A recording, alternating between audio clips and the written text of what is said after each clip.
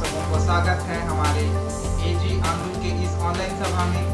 आइए हम परमेश्वर की महिमा और आराधना करें, परमेश्वर के सामने अपने आप को दीन और नम्र करें और चलते हैं परमेश्वर की महिमा की ओर। सभी को जय मसीह जी। और इस ऑनलाइन सर्विस में जब हम प्रभु की स्तुति महिमा के लिए प्रार्थना में हम सब मिलकर खड़े हैं, आइए आप लोग भी एक साथ मिलकर प्रभु की स्तुति महिमा करें, आनंद के साथ ताली बजा के प्रभु की महिमा करें। हालेलुया, प्रभु की स्तुति महिमा। आओ हम यहोवा का धन्यवाद करें, अपने सारे दीन से वंदना करें। आओ हम यहोवा का धन्यवाद करें, अपने सारे दीन से वंदना करें। उसके फाटकों में स्तुति करें और जय ललकारें। उसके फाटकों में स्तुति करें और जय ललकारें।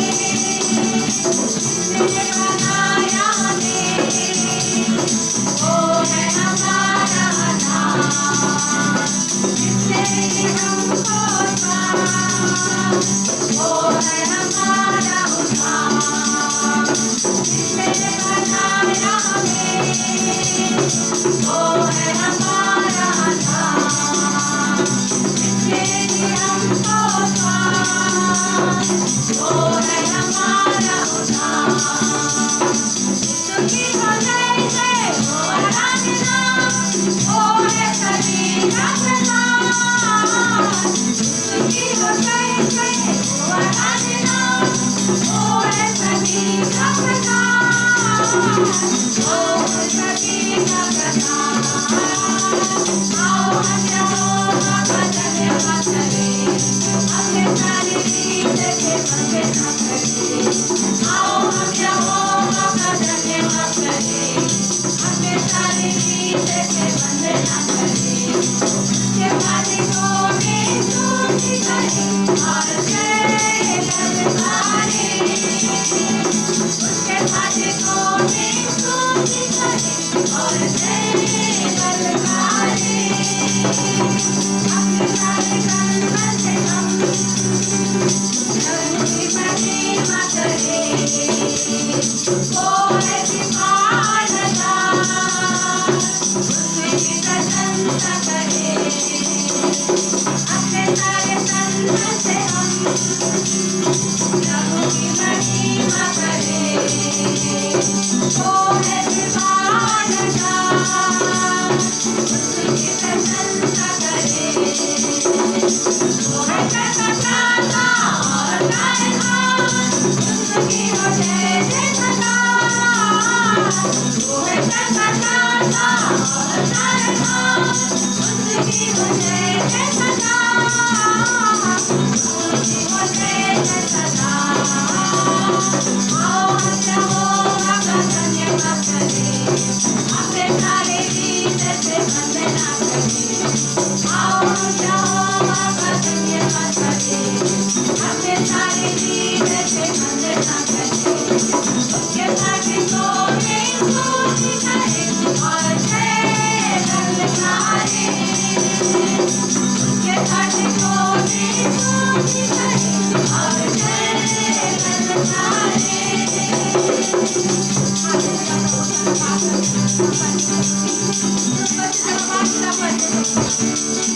आओ हम अपने संकल्प से अपने विचार से परमेश्वर की महिमा करें, क्योंकि वही कृपा और प्रसाद देने वाला है और दूसरा कोई नहीं। आज वही नाम है जो हमें जीवन में शांति और चैन देता है। हालेलुया, स्तुति करते पिता, तेरी महिमा करते थे पिता परमेश्वर। तो तूने स्वास्थ्य दिया पिता परमेश्वर जी, वो पिता परमेश्वर जी।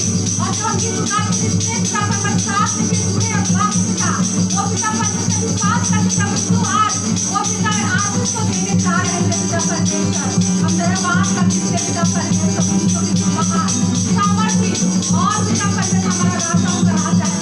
धन्यवाद करते हैं, हालेलुया।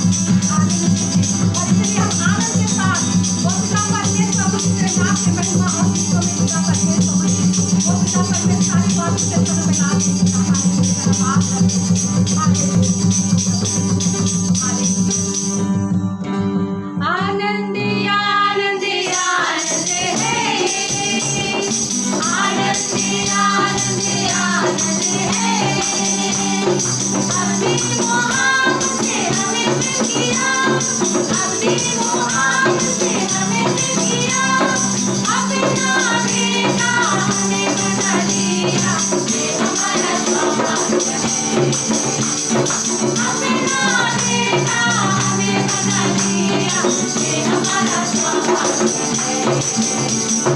हालेलुया सदा गाएंगे, हालेलुया सदा गाएंगे, हम प्रभु यीशु के, हम प्रभु यीशु के।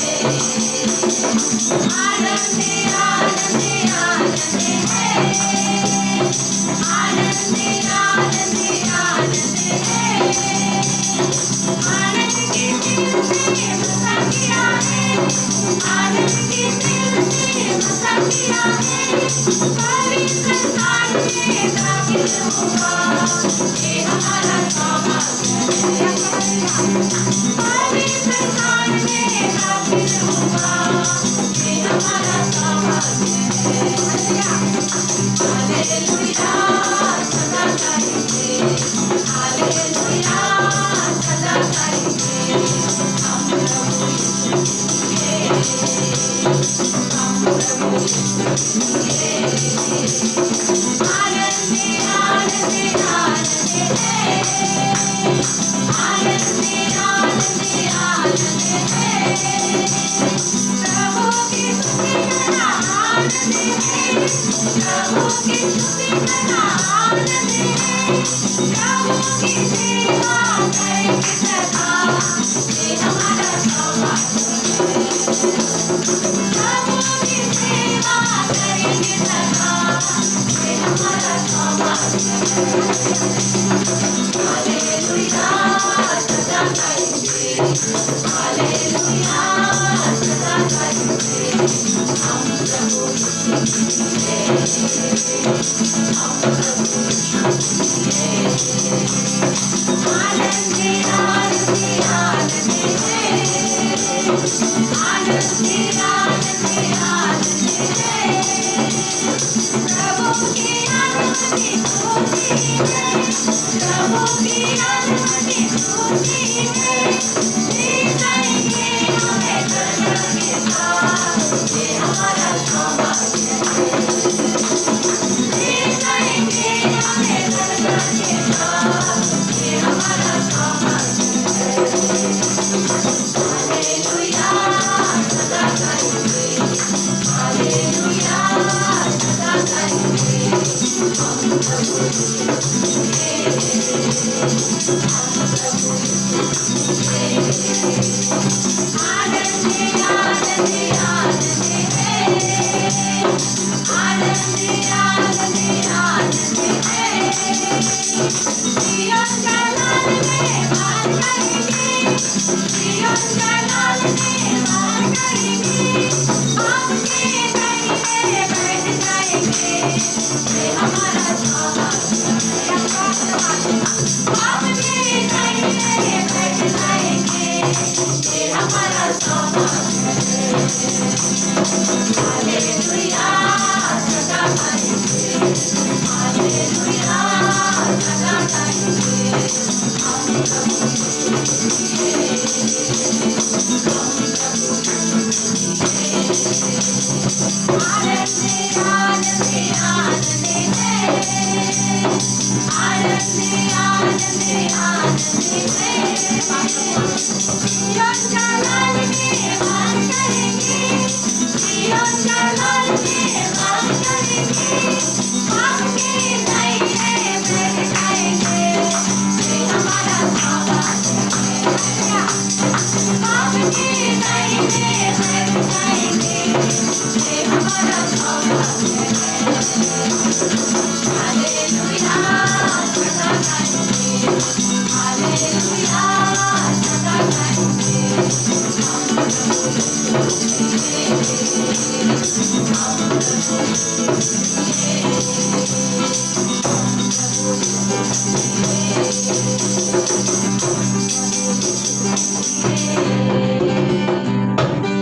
हाँ मेरे सामने परमेश्वर को चाहिए। जब तक हम इस संसार में हैं प्रभु जी, जब तक हमारे जीवन में सांसें हैं पिता परमेश्वर प्रभु जी, हम तेरे नाम में आनंद और आनंद करते जाएंगे। और एक दिन मेरे पिता परमेश्वर प्रभु जी, जब हम वहाँ जाएंगे पिता परमेश्वर प्रभु जी, हम बाप के दाहिने बैठेंगे और वो सारी चीजों को देखेंगे, वो सारी सुख और शांति और चैन और सारी बातों में हम शरीक होंगे एक साथ मिलकर प्रभु। हम धन्यवाद करते पिता परमेश्वर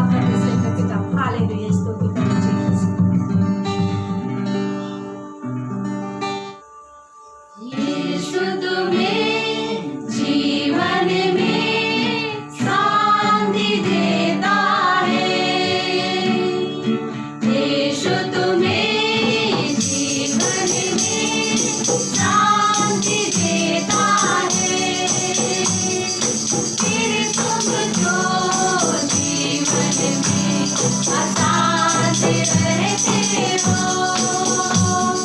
फिर तुम क्यों जीवन में अशांति रहते हो। यीशु तुम्हें जीवन में शांति देता है, जीवन के अंधेरों में रोशनी देता है, जीवन के अंधेरों में रोशनी देता है। फिर तुमको जीवन में अशांति रहते हो, फिर तुमको जीवन में अशांति रहते हो। यीशु तुम्हें जीवन में शांति देता है, यीशु तुम्हें जीवन में शांति देता है, जीवन के निराशों में आशा देता है, जीवन के निराशों में आशा देता है। फिर तुमको जीवन में अशांति रहते हो, फिर तुमको जीवन में अशांति रहते हो। यीशु तुम्हें जीवन में शांति देता है, यीशु तुम्हें जीवन में शांति देता है, जीवन के राहों में क्यों भटकते हो, जीवन के राहों में क्यों भटकते हो। फिर तुमको जीवन में अशांति रहते हो,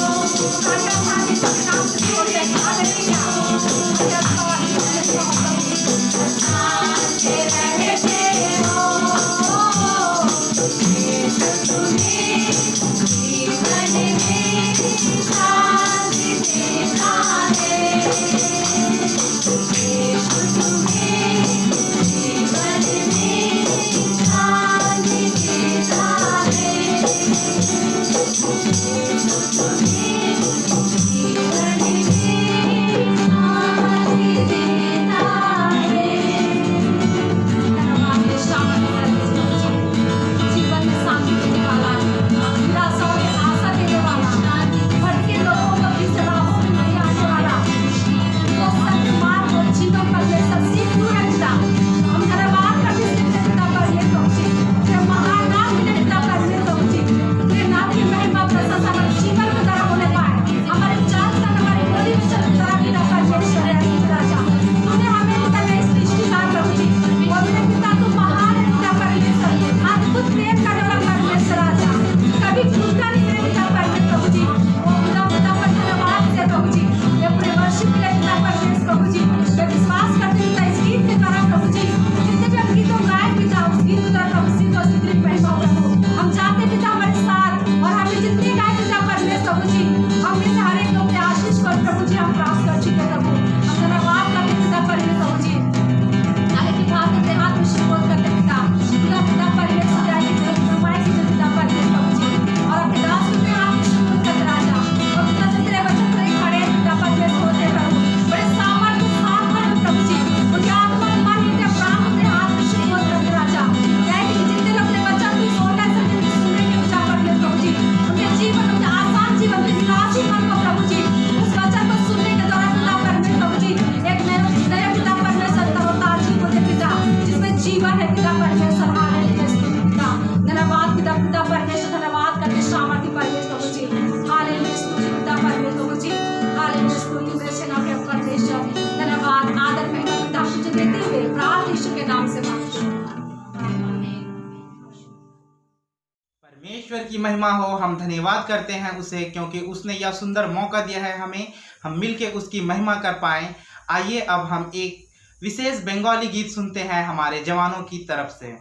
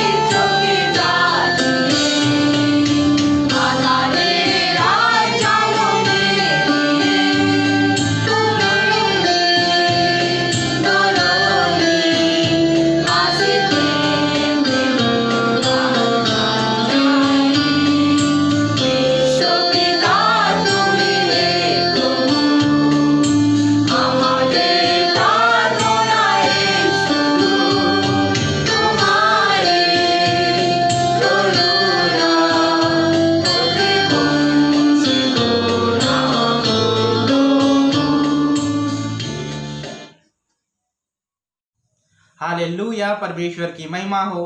परमेश्वर का वचन ही सत्य मार्ग और जीवन है। आइए हम अपने मन को तैयार कर ले परमेश्वर की वचन को सुनने के लिए और चलते हैं उनके वचन की ओर।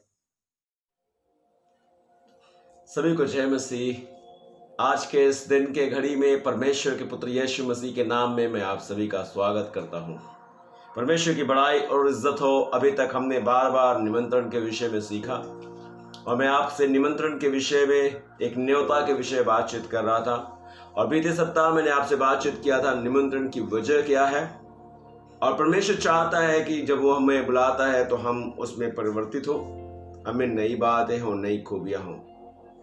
आज कुछ और आगे बढ़ते हुए मैं आपसे बात करना चाहूंगा मेरे प्रिय कि हम और आप जिस संसार में रहते हैं, इस संसार में रहते हुए हमें और आपको जरूरत है कि हम और आप उसके न्योते को स्वीकार करें, क्योंकि उसकी मर्जी है कि हर एक समाज, हर एक देश के लोग, हर एक प्रांत, हर एक युग के लोग, हर एक प्राणी परमेश्वर के पुत्र यीशु मसीह में उद्धार को प्राप्त करे और जीवन प्राप्त हो। मेरे प्रिय, आज भी जीवन बड़ा ही दुभर है। आज भी लोग अपने जीवन में, अपने जीवन के लिए बहुत काफी परेशान हैं। कई एक बार उन्हें अपने जिंदगियों के लिए कई एक ऐसे कामों को करने की आवश्यकता पड़ती है जहां से उनको लगता है कि मुक्ति मिल जाए, लेकिन कहीं भी मुक्ति का मार्ग नहीं दिखाई देता।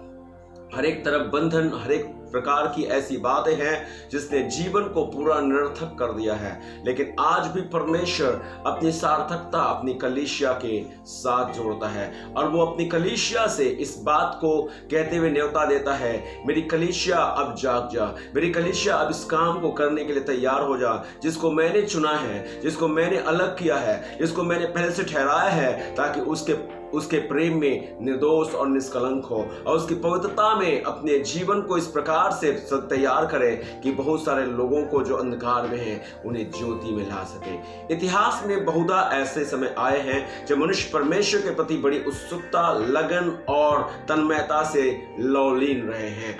ऐसे समय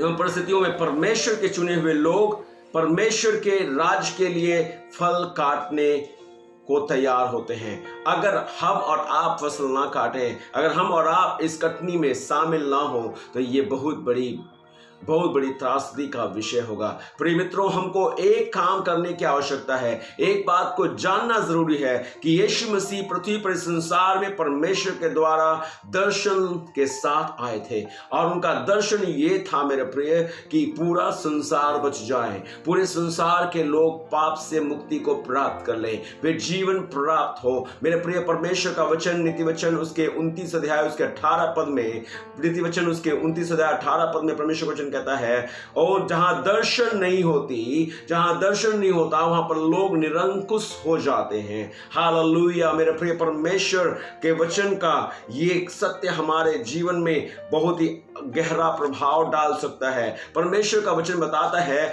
जहां पर दर्शन नहीं है वहां पर लोग निरंकुश हैं। आज भी बहुत सारी ऐसी बातें हैं जहां दर्शन समाप्त हो गया है। कलीसिया ने अपने दर्शन को छोड़ दिया है, अपने जीवन में परमेश्वर के दिए गए दर्शन को भूल गई है। ओ मेरे प्रिय, अभी भी परमेश्वर का दर्शन, परमेश्वर की चाहत यह है कि हर एक सुसमाचार को प्राप्त करे, हर एक कोई निमंत्रण को प्राप्त करे, हर एक कोई बुलाए जाए और उसके राज्य के भागी हो जाएं। क्या मेरे प्रिय, हम और आप इस बात को समझते हैं या हम सोचने की कोशिश कर रहे हैं? यशायाह की पुस्तक उसके 53 अध्याय 4 से लेकर 10 पद में परमेश्वर का वचन कहता है, निश्चय उसने हमारे रोगों को सह लिया, हमारे ही दुखों को उठा लिया, तो भी हमने उसे परमेश्वर का मारा कूटा और दुर्दशा में पड़ा हुआ समझा। परंतु हमारे अपराधों के कारण घायल किया गया, वह हमारे अधर्म के कामों के कारण कुचला गया। हमारी शांति के लिए उस पर ताड़ना पड़ी कि उसके कोड़े खाने से हम लोग चंगे हो जाएं। हम तो सब के सब भेड़ों के समान भटक गए थे, हम में से हर एक ने अपना अपना मार्ग लिया और यहोवा ने हम सबों के अधर्म का बोझ उसी पर लाद दिया। वह सताया गया तो भी वह सहता रहा और अपना मुंह न खोला। जिस प्रकार भेड़ वध होने के समय और भेड़ी ऊन कतरने के समय चुपचाप शांति से रहती है, वैसे उसने भी अपना मुंह न खोला। अत्याचार करके और दोष लगा करके वे उसे ले गए। उस समय के लोगों में से किसी ने इस पर ध्यान न दिया, वह जीवितों के बीच में से उठा लिया गया। मेरे ही लोगों के अपराधों के कारण वह उस पर मार पड़ी। और 9 पद और 10 पद कहता है, उसकी कब्र भी दुष्टों के संग ठहराई गई और मृत्यु के समय वह धनवान का संगी हुआ। और साथ साथ में आगे का शब्द कहता है, यद्यपि उसने किसी प्रकार का उपद्रव न किया था और उसके मुंह से कभी छल की बात नहीं निकली थी, तो भी यहोवा को यही भाया कि उसे कुचले। उसी ने उसको रोगी कर दिया। जब वो अपना प्राण दोष बलि करके करे तब वो अपना वंश देखने पाएगा। वह बहुत दिन तक जीवित रहेगा और उसके हाथ से यहोवा की इच्छा पूरी हो जाएगी। मेरे प्रिय भाई बहन, वो हमारे और आपके खातिर वो कुचला गया, हमारे और आपके खातिर उसको उसके ऊपर ताड़ना पड़ी। वो हमारे ही खातिर अपने जीवन को समाप्त किया ताकि हम और आप जीवन प्राप्त हो। मेरे प्रिय, आज ऐसा दर्शन, ऐसी चाहत ओ मेरे प्रिय परमेश्वर का जब था, तो वो चाहता है कि हमारी कलीसिया या उसकी कलीसिया का भी दर्शन ऐसा ही हो जाए। क्योंकि मेरे परमेश्वर का वचन भजन संगीता के अंदर 126 अध्याय उसके 5 और 6 पद को जब आप पढ़ेंगे तो परमेश्वर का वचन कहता है, जो आंसू बहाते हुए बोते हैं वे जय जयकार करते हुए लबने पाएंगे। आज मेरे प्रिय, हमें और आपको इस बात के लिए निमंत्रण परमेश्वर दे रहा है। ये कटनी का समय नजदीक आ गया है, कटनी का वक्त नजदीक आ चुका है। फसल तो तैयार हो गई है लेकिन काटने वाले कम हैं। ओ मेरे प्रिय, आज क्या हम और आप फसल को काटने की तैयारी में हैं? क्या हम और आप चाहते हैं कि पके हुए खेत पर हम हाथ लगाएं, ओ मेरे प्रिय, ताकि उनको हम काट करके परमेश्वर के खत्ते में इकट्ठे कर सके? हालेलुया, परमेश्वर की महिमा, परमेश्वर की बड़ाई हो। यदि हम गहराई से देखें तो हम पाते हैं कि यहूदी लोग एक स्वर्णीय युग का और उसके आने का इंतजार कर रहे थे। ओ मेरे प्रिय, एक ऐसी आशा उनके अंदर लगी हुई थी कि एक ऐसा युग आएगा जिसमें वे शोक को भूल जाएंगे, अशांति को भूल जाएंगे और अपने जीवन में वो इस बात को दर्शाने की कोशिश कर रहे थे कि परमेश्वर उनके जीवन का शाश्वत राजा होगा। प्रिय मित्रों, जब प्रभु यीशु ने 3 महान आज्ञा कलीसिया को दिया तो उसने कुछ ऐसा कहा था और इस प्रकार से उसका वर्णन किया जाता है। आज की कलीसिया को इस दर्शन को या इस आज्ञा को लेकर के चलने की आवश्यकता है। हमारे इस देश में भी इस आज्ञा का पूरा होना बहुत जरूरी है। जब प्रभु यीशु मसीह ने पहली आज्ञा कही थी अपने चेलों से, तो वह कहा था, देखो, परमेश्वर का वचन यूहन्ना की पुस्तक 4 अध्याय उसके 35 पद में अगर हम पढ़ें तो परमेश्वर का वचन कहता है, देखो, अपनी निगाहें उठाओ। आज आंखों को खोल लेने की आवश्यकता है, देखने की आवश्यकता है। परमेश्वर को कहता है, देखो। नंबर 2, दूसरी बात बोलता है, जाओ। मरकुस की पुस्तक 16 अध्याय उसके 15 पद में परमेश्वर को कहता है, जाओ। और तीसरी बात वो कहता है, प्रार्थना करो। मत्ती रचित सुसमाचार 9 अध्याय उसके 38 पद के अनुसार परमेश्वर को कहता है, प्रार्थना करो। 3 बातों के लिए परमेश्वर हमें निमंत्रित कर रहा है। 3 बातों के लिए परमेश्वर हमें न्योता दे रहा है। हम देखने वाले हो जाएं कलीसिया, हमारे और आपके जीवन में यह बात हो जाए कि हम जाने वाले हो जाएं, और नंबर 3, हम प्रार्थना करने वाले हो जाएं। हालेलुया, परमेश्वर की स्तुति हो। आइए हम पहले शब्द पर बातचीत करें। देखो, आज हम ऐसे देश में हैं जहां पर 130 करोड़ के लगभग की आबादी है, जहां पर लोग तमाम प्रकार की परेशानियों, निराशाओं, तकलीफों, दुर्बलताओं और मेरे प्रिय दुष्ट आत्माओं के अधिकार और पाप के बंधन में जीवन को व्यतीत कर रहे हैं। शैतान का संपूर्ण प्रभाव मानव जाति पर पड़ा हुआ है। जब यीशु मसीह गांव-गांव और नगर-नगर में प्रचार करता था और परमेश्वर के राज का सुसमाचार सुनाता था, और जब प्रभु यीशु मसीह ने भीड़ को देखा तो उसको लोगों पर तरस आया।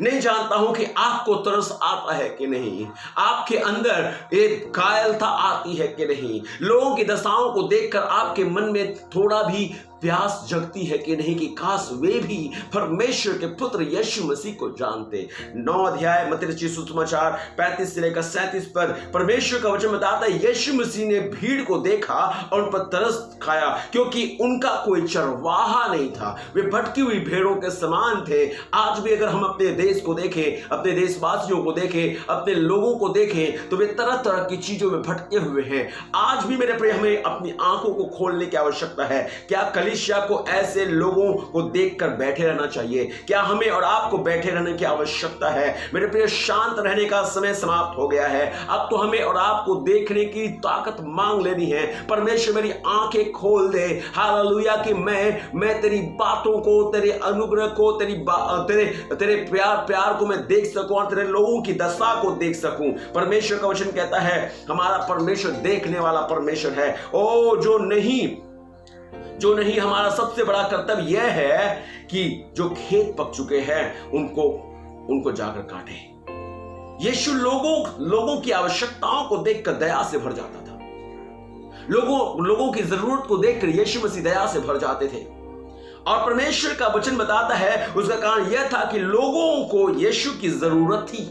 और आज भी हमारे देश में हर एक मानव जाति को यीशु की जरूरत है, क्योंकि यीशु के अलावा और किसी में भी मुक्ति नहीं है। यीशु के अलावा और किसी के द्वारा छुटकारा नहीं है। यीशु के अलावा किसी और के द्वारा हम और आप उद्धार नहीं प्राप्त कर सकते। सिर्फ मात्र एक ही उद्धार का जरिया है और वह यीशु मसीह। आज हम और आप उद्धार पाए हुए लोग हैं। हमने और आपने अपने जीवन को यीशु मसीह को सौंप दिया है। परमेश्वर चाहता है कि हम और आप उनको देखें जो अभी भी उद्धार नहीं पाए हुए, मेरे प्रिय, अभी भी प्रभु यीशु मसीह से दूर है और उन्हें यीशु की आवश्यकता है। और मेरे प्रिय, उन्हें उनका धन नहीं आजाद कर सकता, उनकी योग्यता आजाद नहीं कर सकती, उनका ज्ञान उन्हें आजाद नहीं कर सकता, उनके कर्म उन्हें मुक्त नहीं कर सकते, लेकिन यीशु मसीह मुक्त कर सकता है। आज हमारे देश को अगर जरूरत है तो सिर्फ यीशु की जरूरत है। हालेलुया। आज लोगों को परमेश्वर की शांति की जरूरत है, और ऐसी शांति जो सदा बनी रहती है, ऐसा जीवन जिसे मिटाया नहीं जा सकता, ऐसे जीवन की लोगों को आवश्यकता है। लोगों को इसकी आवश्यकता है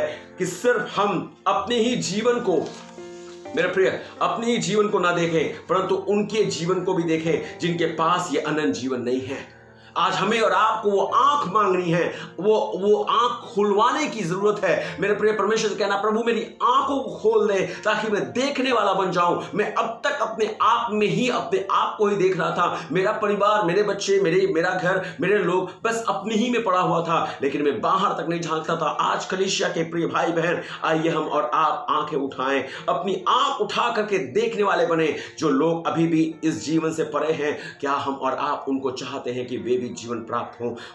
उत्पत्ति की पुस्तक से 13 अध्याय उसके 14 से 15 पद अगर हम पढ़ें तो उत्पत्ति की पुस्तक 13 अध्याय 14 से 15 पद में लिखा हुआ, इब्राहिम को परमेश्वर ने कहा, अब अपनी आंख उठा और जिस स्थान पर तू खड़ा है वहां से पूर्व, पश्चिम, दक्षिण चारों ओर देख। ओ मेरे प्रिय, धन्यवाद परमेश्वर का।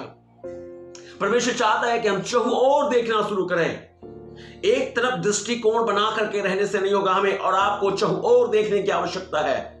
कुछ लोग अपने ही में इतने परेशान हैं कि उन्हें बाहर देखने की आवश्यकता नहीं सूझती, लेकिन परमेश्वर का वचन कहता है बाहर देखो, चहु ओर देखो और चारों तरफ दृष्टि डाल कर देखो कि दशा कैसी है।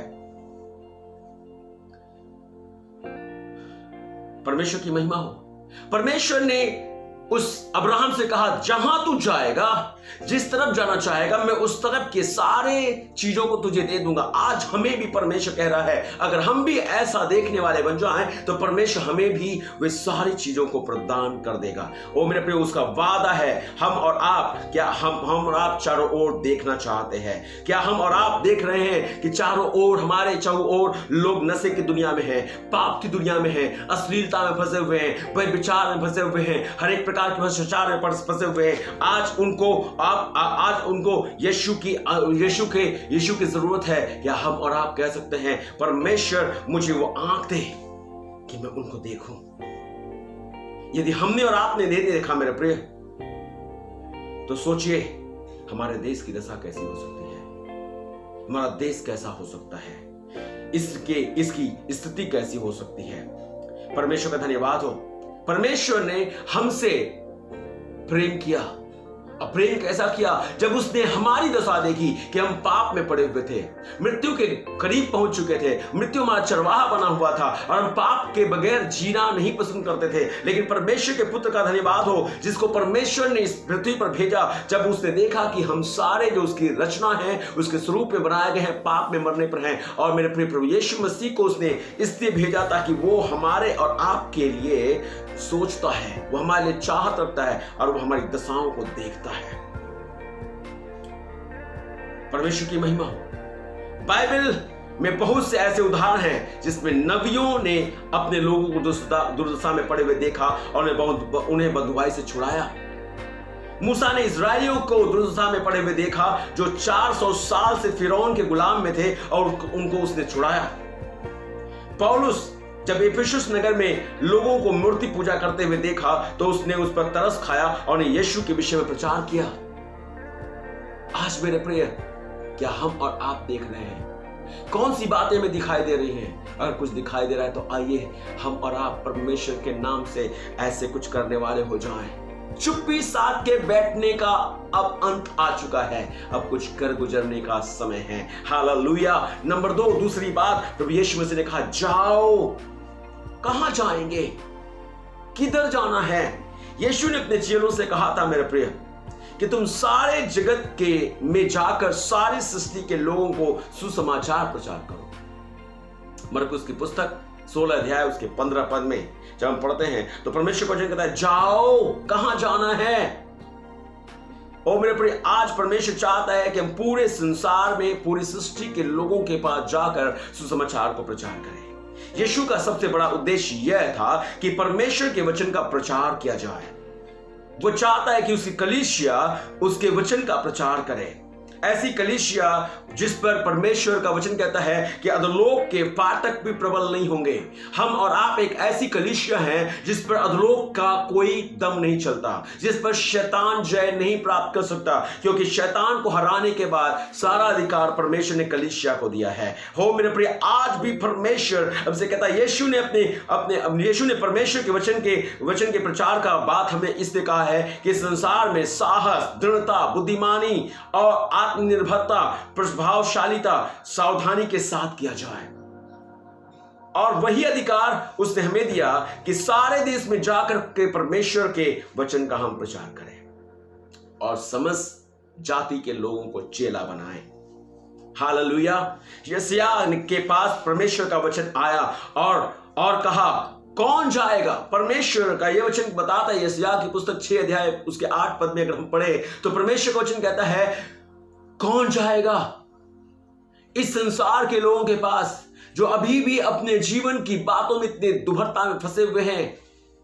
कौन जाएगा उनके पास? चाहते हैं परमेश्वर का दास यशायाह कहता है मैं जाऊंगा। क्या आप कहते हैं कि मैं जाऊंगा? क्या आप कहते हैं कि मैं तैयार हूं?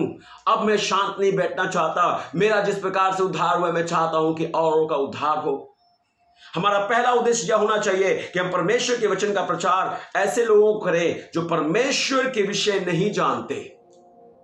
कई एक बार मेरे प्रिय, ये गलती हमसे होती है कि हम उन्हीं के पास सबसे ज्यादा जाते हैं जो परमेश्वर को जानते हैं। लेकिन परमेश्वर का यह वचन बताता है कि हमें और आपको उनके पास जाने की आवश्यकता है जो परमेश्वर को नहीं जानते, आज भी उनसे दूर हैं और लोग अपने पापों में खोए हुए हैं, अपने ही मार्ग पर चले जा रहे हैं। और परमेश्वर ने हमें सक्रिय रूप से मेल मिलाप की सेवा सौंप दी है और इसीलिए हमें और आपको निमंत्रण दिया है। यीशु मसीह ने 12 चेलों को अपने पास बुलाया और इसलिए नहीं बुलाया कि वे उसके साथ रहें, खाए पिए मौज करें, समाप्त हो जाएं, लेकिन इसलिए बुलाया था ताकि वे सुसमाचार का प्रचार करें और वे परमेश्वर के द्वारा भेजे जाएं। मत्ती सुसमाचार 28 अध्याय 19 पद में परमेश्वर का वचन कहता है जाओ और लोगों को चेले बनाओ। हालेलुया। आज भी परमेश्वर इस समय में हमसे और आपसे कह रहा है। पहली शताब्दी की कलीसिया का सबसे बड़ा लक्ष्य यही था मेरे प्रिय, प्रचार करना, लोगों को परमेश्वर के नजदीक लाना। प्रेरितों के काम 2 अध्याय को अगर हम पढ़ते हैं तो उसमें लिखा हुआ है, पतरस जब प्रचार करने लगा तब लोग आकर के पूछने लगे कि हम क्या करें। उसी दिन परमेश्वर का वचन कहता है 3000 लोगों ने प्रभु यीशु मसीह को ग्रहण किया। और मेरे प्रिय परमेश्वर का धन्यवाद हो। उसी के बाद 4 अध्याय उसके 2 पद, प्रेरितों के काम की पुस्तक 4 अध्याय और 2 पद को अगर हम पढ़ने की कोशिश करें तो परमेश्वर की महिमा हो, उसमें 3000 लोग उस कलीसिया में मिल गए। कष्टों और मुसीबतों में भी कलीसिया ने मसीह का प्रचार करना नहीं छोड़ा। मेरे प्रिय, हम नहीं जानते हैं कि क्या हम और आप सच में जाने की परिस्थिति में हैं या हम अपने जीवन की परिस्थितियों में इतने दब गए हैं कि हमें जाना सूझता नहीं है। आज इस सुबह की घड़ी में मेरी हार्दिक इच्छा यह है कि हम सारे लोग जाने वाले बन जाएं। आज हमारे सामने पहली शताब्दी की कलीसिया का जीता जागता उदाहरण है। सिर्फ इतना ही नहीं, यीशु के शिष्य थोमा ने भारत में आकर के प्रभु यीशु का प्रचार किया। मृत्यु तक विश्वास योग्य हो रहकर भारत देश में कलीसिया की स्थापना की। भक्त थोमा का खून हिंदुस्तान में कलीसिया का बीज बन गया। हालेलुया। प्रिय मित्रों, हमारे सामने एक चुनौती है। आज हमें और आपको सोचना है, हम सेवा कार्य को करेंगे या नहीं, लोगों को परमेश्वर के प्रेम के विषय बताएंगे या नहीं, हम सिर्फ आरामदायक जीवन ही बिताएंगे क्या, परंतु परमेश्वर के वचन को लेकर क्या हम खोए हुए तक जाएंगे। प्रभु यीशु मसीह का वचन कहता है, मैं खोज हुओं को ढूंढने और उनका उद्धार कराने आया हूं। आज भी परमेश्वर चाहता है कि जो लोग खो गए हैं, जो लोग कहीं फंस गए हैं, उनके पास हम जाएं और उन्हें हम छुड़ा के ले आए। हालेलुया। परमेश्वर की स्तुति हो। मैं विश्वास करता हूं कि आज आपको यह वचन समझ में आ रहा है। नंबर 3, तीसरी बात जिसके लिए परमेश्वर ने निमंत्रण दिया वो यह है, प्रार्थना करें।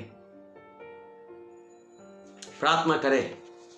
मत्ती रचित सुसमाचार 9 अध्याय उसके 38 पद में परमेश्वर कहता है, इसलिए खेत के स्वामी से विनती करो कि वह अपने खेत काटने के लिए मजदूर भेजे। क्या करें हम? प्रार्थना करें कि परमेश्वर और मजदूर दीजिए और सेवक दीजिए। आज सेवकों की कमी है, सेवा करने वालों की कमी है। मेरे प्रिय लोग परमेश्वर की सेवा में और कटनी में शामिल नहीं होना चाहते। परमेश्वर का यह वचन कहता है, कुछ लोग कहते हैं कि वे बहुत अधिक व्यस्त हैं और प्रार्थना करने के लिए उनके पास समय तक नहीं है। कैसा विषाद भरा हुआ शब्द है ये, दुख का विषय है ये।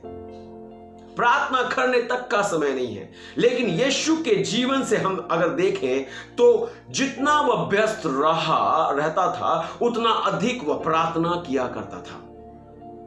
कभी कभी तो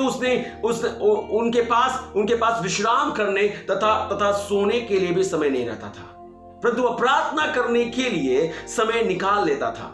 परमेश्वर के बहुत से जन अपने सामर्थ्य को खो देते हैं क्योंकि वे इतने अधिक कार्य में व्यस्त हो जाते हैं और प्रार्थना के समय को दूर कर देते हैं। कलीसिया जो प्रार्थना के लिए बहुत कम समय देती है, ये कलीसिया के लिए उन्नति का कारण नहीं है।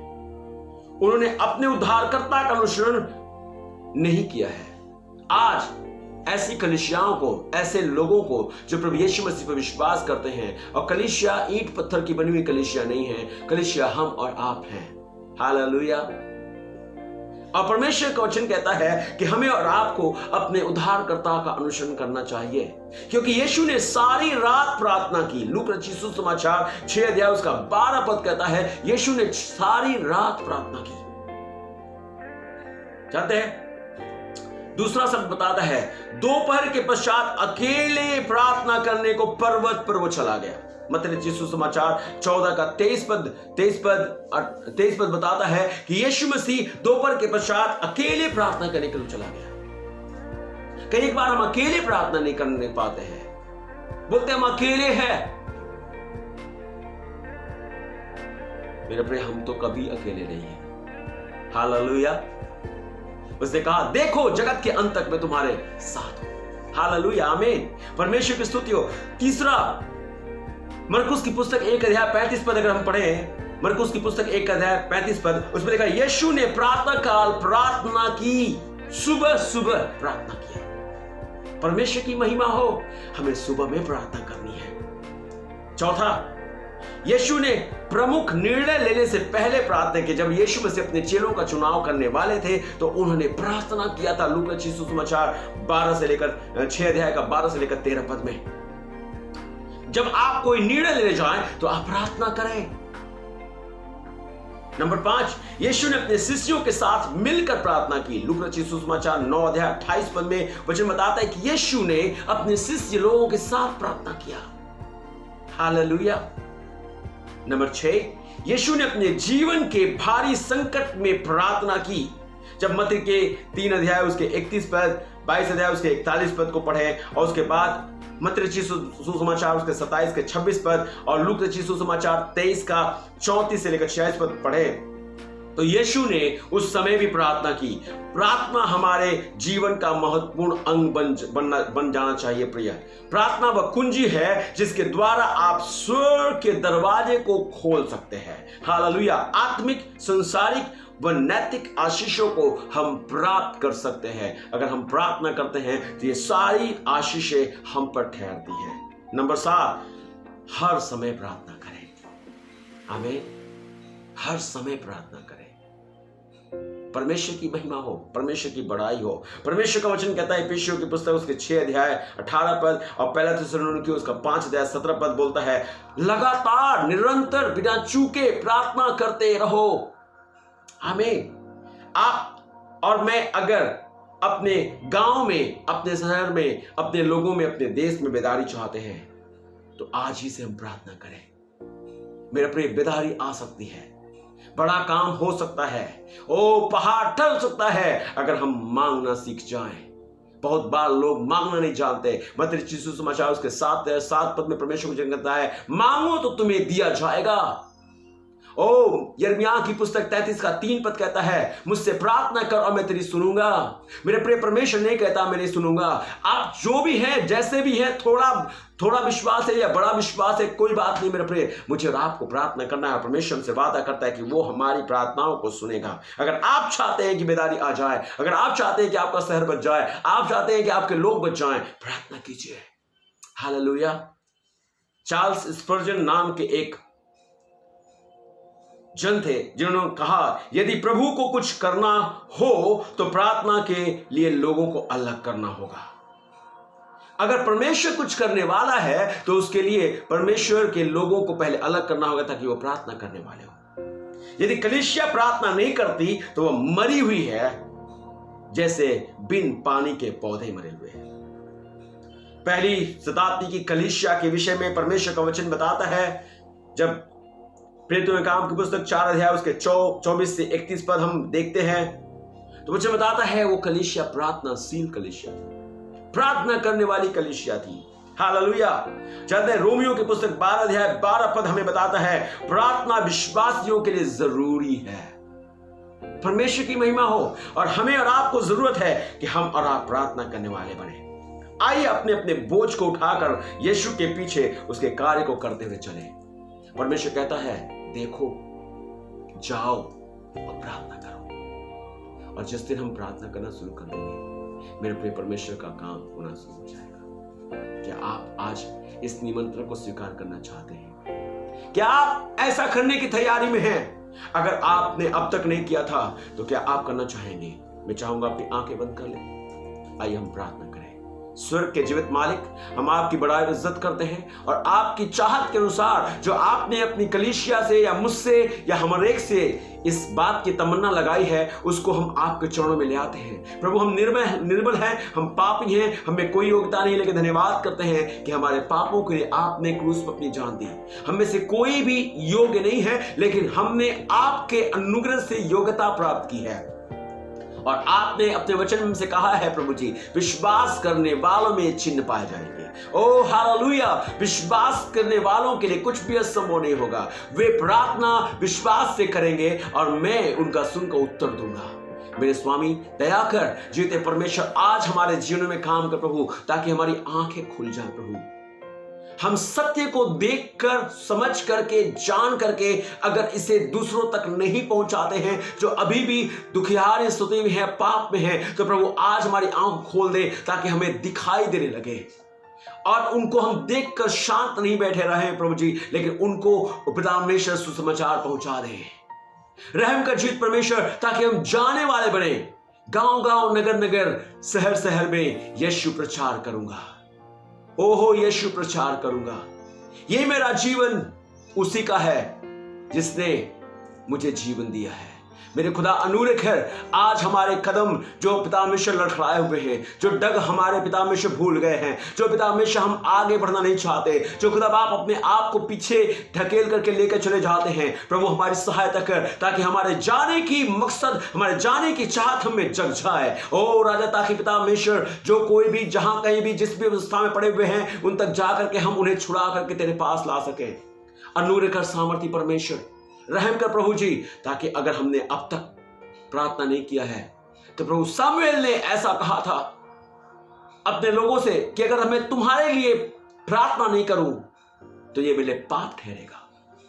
प्रभु आज हमारी सहायता कर ताकि हम तेरे दर्शन को, तेरी इच्छा को, तेरे निमंत्रण के इस बड़े विषय को हम पूरी कर सके कि हमारे एक लोगों के लिए, पदधारी लोगों के लिए, ओ मेरे पिता परमेश्वर, हमारे अधिकारियों के लिए, हमारे पिता परमेश्वर नेताओं के लिए, हमारे राजाओं के लिए, हमारे पिता परमेश्वर हर एक भाषा और भाषी के लोगों के लिए, हर एक जनजीवन के लिए हम प्रार्थना करें मेरे स्वामी, ताकि मेरे पिता परमेश्वर भक्ति सहित हम जीवन व्यतीत कर सके। अनुग्रह कर मेरे स्वामी, अगर अभी तक हमें कमी रही है तो हम विश्वास करते हैं कि तुम्हारी कमियों से हमें आजाद करेगा, तुम्हारी मदद करेगा प्रभु, ताकि हम तेरे कार्य को पूरा कर पाएंगे, तुझे हमारे जीवन से महिमा मिलेगा। हम इस न्योते को स्वीकारते हैं प्रभु जी, और आज पिता परमेश्वर हम तुझसे प्रार्थना करते हैं हमारे अंदर अपनी महिमा के इस कार्य को प्रकट कर, ताकि प्रभु जी कोई भी बाकी नहीं रह जाए, कोई भी छूट नहीं जाए प्रभु जी, और किसी को ऐसा ना हो जो कहने पाए मैं उद्धार से वंचित रह गया हूं। हर एक लोग उद्धार को प्राप्त करने पाए। धन्यवाद करते हैं, अपनी कलीसिया पर अपने आशीष दीजिए, अपनी शक्ति और सामर्थ्य दीजिए, हर एक बलहीनता को दूर कीजिए, हर एक शारीरिक और मानसिक कमजोरी को दूर कीजिए प्रभु, हर एक प्रकार की बीमारी से आजाद कीजिए मेरे सामर्थ्य परमेश्वर। मैं तुझसे प्रार्थना करता हूं तेरी कलीसिया तुझ में और भी बलिष्ठ होती जाए प्रभु जी, और तेरे कार्य को पूरा करके तुझे सम्मान और महिमा दे सके। धन्यवाद करते हैं, अपने लोगों को आशीष दीजिए, यीशु के पवित्र और मीठे नाम में हम इस प्रार्थना को मांगते हैं, आमीन आमीन। सभी को जय मसीह। धन्यवाद आप सभी को हमारे इस ऑनलाइन सभा में अब तक बने रहने के लिए। परमेश्वर आप सभी को आशीष दे, और हमारी एक निवेदन है कि आप इस वीडियो के लिंक को ज़्यादा से ज़्यादा शेयर कीजिए, ताकि आपके प्रियजन भी परमेश्वर की आशीष से आशीषित हो।